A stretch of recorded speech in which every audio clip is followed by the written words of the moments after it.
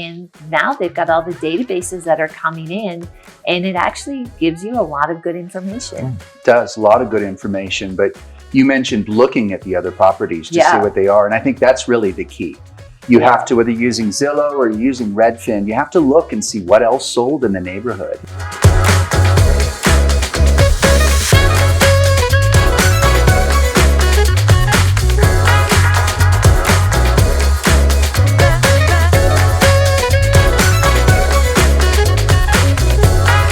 Hello and welcome to this week's Wealth Builders Podcast. We have a really special podcast for you today, and it is answering all these questions that have come in on the recent webinars and even the Wealth Builders Bootcamp. And I have two of my most favorite people in the world. I'm so blessed to be working with these guys. I've got Troy Peterson, who's one of our real estate coaches, and Mike Davis, who's also a real estate coach, and friends. And family. Yes. Because we're actually family, right? We are. Yeah. So it's great because Troy, you came in from Florida. Yes. And Mike drove up from Pueblo. I am so honored that you would make this drive. It's great. It's a good drive. It's good. Yeah. And we're in Colorado Springs. So we're together. Usually we're on Zoom. And so we're pretty excited about this. We've got an event this weekend we're doing together. And so we thought, hey, let's get together in person. Yeah, this will be fun. So here's the deal. So I told these guys, like, grab a stack, right? Yes. And we're going to get through as many questions as possible. But I want to thank all of you for being part of the Wealth Builders Bootcamp. That was amazing. We had over 1,000 people registered for that. And many of you were a part of that. And we sent out the replays. We're actually going to have a Wealth Builders business and nonprofit bootcamp that's going to be coming up in the next few months. So watch for that. And then we're going to do a real estate one as well. And so if you missed it, what that was is we did 5 days in a row where we chose topics. We were focused on Billy's triple X factor, and we each shared on that. And Billy shared one night too, which was really great. And just answered as many questions as we could just to encourage all of you to get moving in this journey of building wealth through God's principles. So guys, who wants to start with a question here? We'll just dive right in. I nominate Mike. Let's get started with Mike. He's got one right here. This is from Winnie. All right, Winnie. Is this the right season to buy a home with high interest rates? Oh, wow. We get that question a lot. A lot. Yes. We really do. Troy, do you want to start out and answer that one? There's a saying that goes like this. It says, you don't wait to buy real estate. You buy real estate and wait. When I got out of high school, interest rates were up to 18% and people were still buying homes. Yes. So we don't wait. And what was the study we talked about the other night? Yeah. I sent you guys that meme. That's good. Yes. Okay. This was, if people wanted to wait, the interest rates, first of all, in the 1970s were at about 7.5%, pretty similar to where they are today for a lot of people. And if people would have said, which many did, I'm going to wait until rates go down to buy real estate, they would have had to wait till well into the 90s. And get this, between that point in time and in the 90s, houses quadrupled in value. That's unreal. That just really hit me like, oh my goodness. Yes. Because we want everything to be perfectly lined up. But really what we teach and what we share is based on Billy's principles is like, if the numbers work, interest rates aren't really something to have to think about, right? That's right. Yeah, it does 7%, 17%. If the numbers work, the rate is not relevant at all. I also look at it this way. If it scares a few other people out of the market, it creates more opportunities for us to buy. So let's take advantage of the opportunity. Oh yeah. Troy, he gets all excited about this. This is reminding me of the excitement on the boots on the ground with our advanced real estate coaching clients. We walked into a house that was horrible, and Troy had this grin ear to ear. He's just like loving it. I love ugly properties, and I love the look on people's faces when they walk into, especially yours, Karen. I know, I'm like, oh. I want to walk right back. You don't want to breathe in that deep though when you walk in. I know. I have learned, that actually it's very nice to see a property that's in rough shape. Yes. But man, that one was like really something. That is the smell of money we've always heard Billy talk about. It's so true. It's good. So true. So I guess, our advice would be is look for the property that works and there's another saying too, that the best time to buy was 10 years ago, but the second best time to buy is now. That's right. And Bill Bronchick always says, who wouldn't want to have their house that their parents had when you were growing up as a kid? So true. Oh my goodness. That is so true. It is. All right. That's great. All right. Can I go next? Go ahead. Go. All right. This is from Sharon, and this is on insurance. And I think this is a really good question. I know in Florida, Troy, we invest there, and insurance is a little tricky. It's I a don't lot know how it tricky. is in Colorado. Mhm. But Sharon is wondering, is there any resources or something that she should be doing to help with getting lower insurance rates? And Mike, I think you kind of have a good answer for this. Yeah, I have an insurance broker. So she does Great. the shopping for me, and she is so good. And she's just an excellent person. And because she will always get me the lowest rate. And so that would be my advice, to get an insurance broker instead of just going with Allstate or State Farm or a main company. Because the broker has access to multiple companies. Right. Right. Yeah. And then they can shop. And a mortgage broker is like that too. Yes. And Troy, how are you finding good insurance in Florida right now when we know that there is some challenges? Well, the number one way is we've got a great broker that we work with. In fact, I spent about half an hour with her on the phone yesterday. I had a client call me buying insurance for one of her investment properties, and she was getting quoted $3,000 a year. So I called Angie, and after a 20-minute conversation, she found something for $500 cheaper.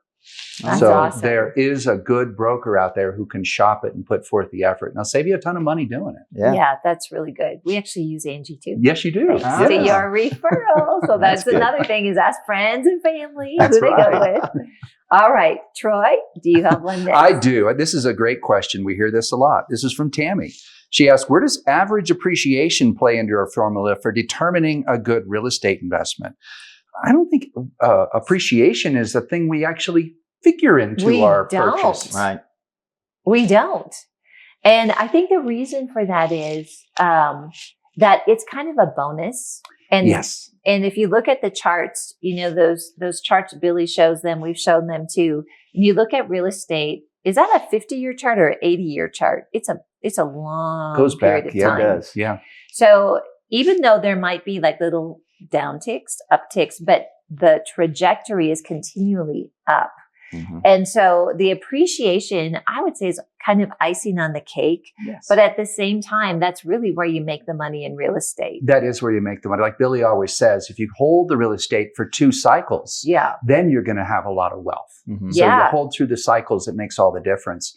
And you said it really well, that appreciation is a bonus. Yes. Because when we're buying an investment property, we're buying an income stream. And so we're running the numbers, we're calculating how much it's going to make us positive every month. Yep. And so we buy that income stream. The appreciation is the icing on the cake that happens is. later. Yeah. So And that's where, it is where people definitely make wealth in real estate. And I know too, sometimes on the West Coast, it's a high appreciation market. So if someone can weather, right, if they don't need the cash flow and they kind of have unlimited resources in a way, there are people that go in and they invest for appreciation, but they're not the people that have to dump that property in a down market. And with that too, even here in Colorado Springs, the rent ratios are way off. So we try to get at 1%. And here, I don't even know if you can get at 0.5%. It's almost like 33% or something. Yeah. So this would be an example of an appreciation market, but you'd have to be willing to take hits on your income along the way, which we don't recommend. I mean, you might have a unique situation. So, but we've, just like that statistic too, where properties, they quadrupled in 4 years. I know we are just closing on our property and it doubled in 5 years. Wow. So we don't bank on that when we buy it, right? But when it happens, let me tell you, it is a blessing. that's right. It really depends on when you sell it, where you're at in the cycle. Yeah. Because you could hold it for 5 years and lose money. I've seen that happen too. Where if they would have sold it at the 2.5 mark, right? 2.5 That's years right. mark, they might have made a lot of money. Don't sell when the market's down. But if it's income, it doesn't matter what the value is. That's it doesn't good. matter what the market That's says. right. Yeah. You're still collecting money every month. Yeah. And that's that cash flow thing. Yes. Yes. And Bill Bronchick says this, you can get a little bit of insight if there's a Starbucks that's getting built just recently. Yep. If a Walmart came in, if businesses are growing, they've ran the numbers for you and the research for you. And more than likely, they believe that this area is going to increase in value. So that's one thing. It's That's no really guarantee, good. but at least that's hey, there's some stuff getting built around here. Yeah, that's really good. That's a really great question. Yeah. All right, Mike. All right. What are the most important factors to consider to determine if buying a single family home is a good choice? Boy, that's a broad question. That is. That is. So, are they looking at it from a primary dwelling, do you think? Or maybe we should answer it from a primary dwelling and an investment. I think that would be good. It's from Daniel. Both ways. From Daniel, by the way. Sorry. Okay, great. Who wants to start with that one? Go ahead. Yep, it could be if we're talking primary residence, then the most important thing is that you're happy there. Yes. It's really, if you're buying a home, I always call that more of an emotional decision than anything. You've got to be happy there. It's the place where you're going to go to escape the world. And you want to know that you're going to enjoy it. So make that emotional decision. But if it's an investment property, I always look at income. How much am I going to make from that property? That's the number one thing I consider. Absolutely. How about you? Yeah. I think too is the crime rate. I think if it does cash flow, I can buy some houses in certain areas in my lovely city that I probably wouldn't want to go there. And if I have to even look at the property, unless I'm, but every city has that. So no bad. Those are always the ones. Pueblo, but those are always the ones I call them value investing because they're so attractive. They're cheap. Anybody can buy them, right? Yes. And there's a reason for that. Yeah, you have to dodge bullets. But anyway, so I think the crime is, if the cash flow is there, well, the second thing you probably ought to look at is the crime. That's really good. Yeah, and we give you ratios. Many of you have been watching this or listening to this podcast or watching it now, or have come to our events, and you know that there's certain ratios that we follow, and it really keeps you in that safe place. But too, even vacation rentals, I like to buy those where I enjoy being. If you're going to do anything like BRRRRs, any updates, if you're going to do any ongoing oversight, I think it's kind of nice to purchase in an area you actually enjoy. Yes, that's a win-win. That is a win-win. It is. All right. This is, that's really good. All right. This is from Janice. Janice says this: I'm doing this alone so far, other than your awesome help. Thank you, Janice. That's really sweet. She said, how can I find help locally? Who to seek out as far as choosing property? Oh, wow. That's a great question. Mike, why don't you start with that one? I think, you have to make some good connections with a good realtor who owns property, who's an investment, who invests herself or himself. Yeah. And so you have to do some interviewing with realtors, I think. And having a real estate club in a small town is usually good. Well, I said small town. Bill Bronchick had one here in the city of Denver for many years. That's right. One of the biggest in the country. Yeah. Yeah. And so I think that would be a great place to start. I do too. Yes. I do think that real estate agent is really key. It is. Absolutely. Absolutely. And of course, when you're picking that person, you need to take time to really pray over that relationship. That's good. Make sure it's somebody that God wants you to connect with and not somebody that the enemy might be putting in your path. And you'll be able to discern that real quick if you just take a little time and pray through it. That's really good. And we get some practical advice along with that too. Like your real estate agent, if you are purchasing investment property, they need to be an investor too, is what we say. Yes. Because otherwise, they don't feel that investor what it's like to be in that seat and might be just focused on closing the transaction. So that's so good, you guys. Awesome. All right, Troy, what you got? All right. This is a question we get a lot about values, and specifically asking if we trust Zillow or Redfin values the most. Which one do we find most reliable? That's interesting.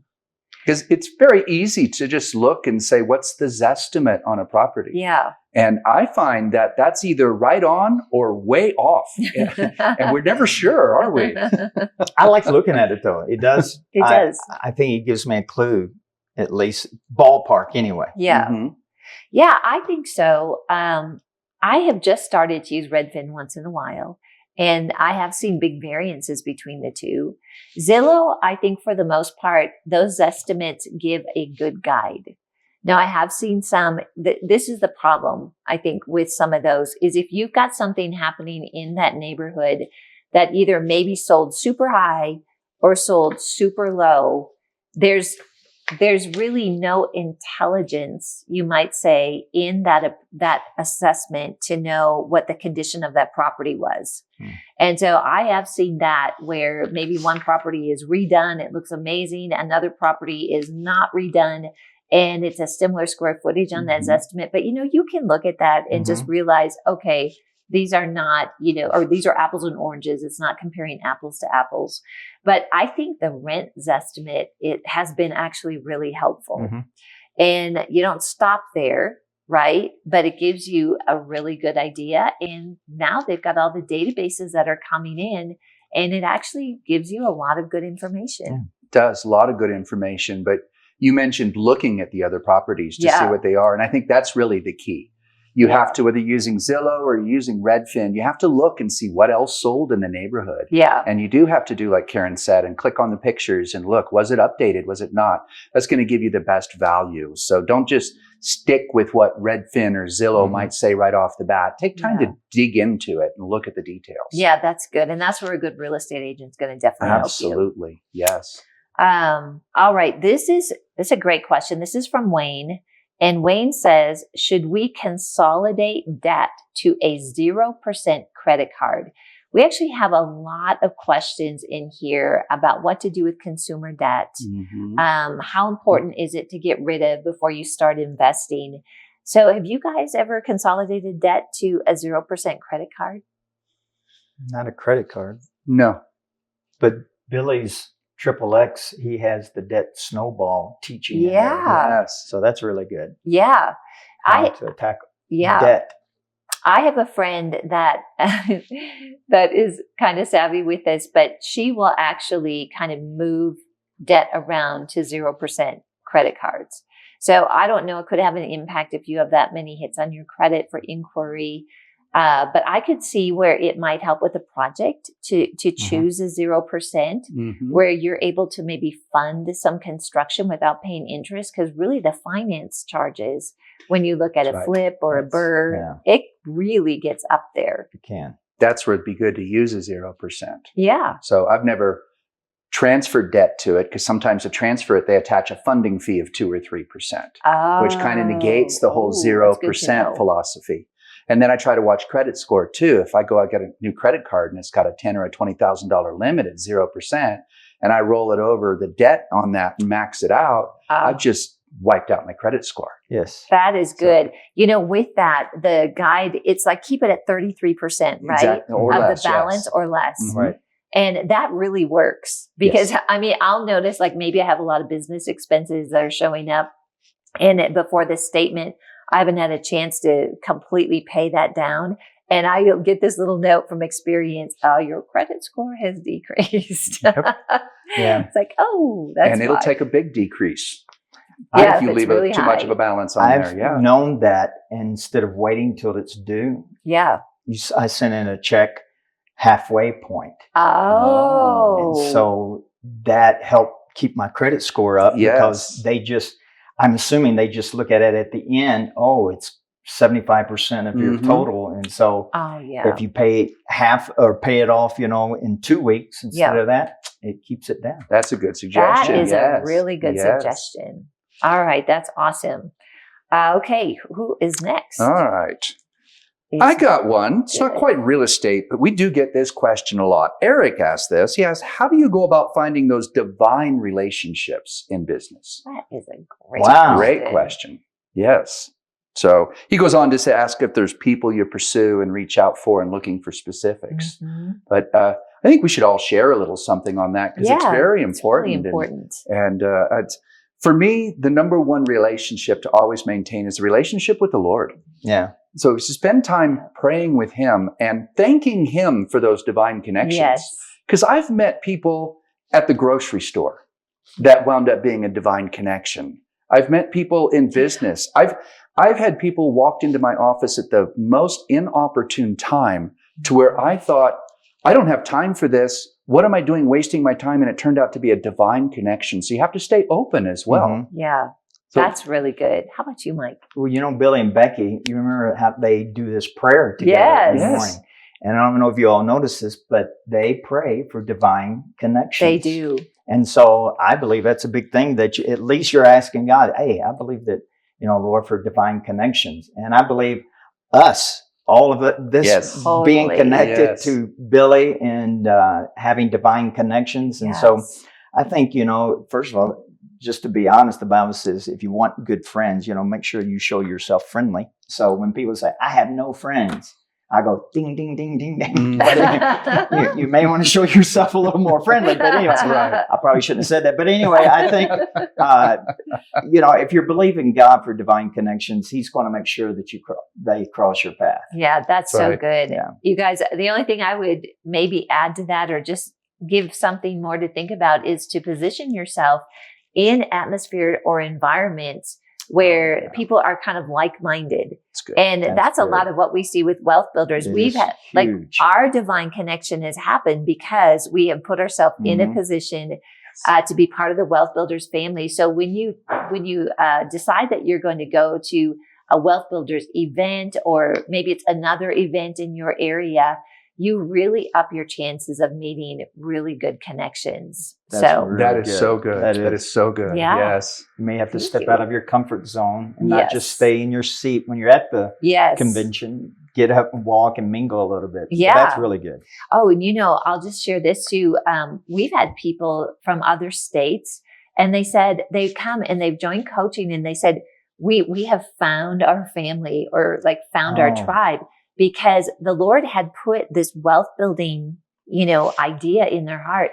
But as they were looking for people in their geographic area that shared that same passion, they weren't there. Mm-hmm. And so they connected with Wealth Builders and have made connections with us, of course, Yes. because they're in coaching, but with other people with Wealth Builders. And they just said that's where that ecclesia, or that's where that like-mindedness took place. So sometimes it's not even in your geography. That's right. That's exactly what happened with my wife and I. That's true. We were isolated, we felt like, over there in Melbourne, Florida. Yes.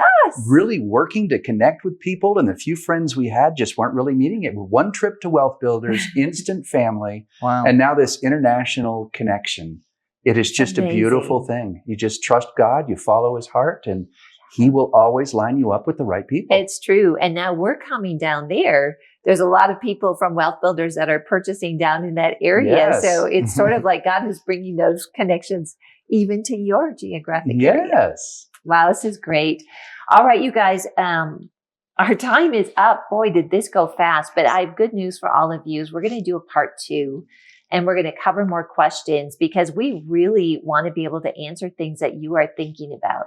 So thank you so much for joining us today on the Wealth Builders Podcast. Join us for part 2 next week. God bless you and make it a great rest of the day.